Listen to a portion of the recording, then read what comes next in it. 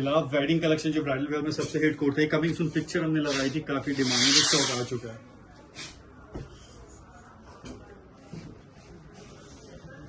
Silk trouser है जी इसका।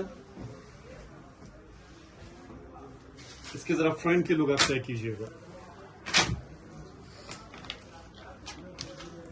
पहले उसके पैनल्स काउंट करें, 1 2 3 4 5 6, इतने के 12 पैनल फ्रंट और बैक पूरा राउंड। कितना बड़ा घेर हो सकता है। सिर्फ एक बॉडी का था, इसमें जो कली का जो पैनल का जो लुक है वो आप चेक कीजिए।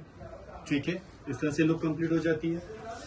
इसके बाद में अगर बैक की बात करूं तो 12 पैनल्स इस तरह से कंप्लीट होते हैं, 6 बैक एंड 6 फ्रंट। अब यहां चेक करें, स्लीव्स कफ लेस है, कितनी हैवी मैनेजमेंट है इसके ऊपर। नीचे का फ्लेयर बॉर्डर, ठीक है, ये चेक कीजिए जरा, जो नीचे का दामन लगेगा। 4 साइड बॉडी का पैच मैं चाहूंगा यहाँ व्हाइट बेस पर रख के दिखाऊंगी, इसकी बेस पे ताकि अपनी एम्ब्रॉयडरी की तरफ फिनिशिंग का आइडिया हो सके।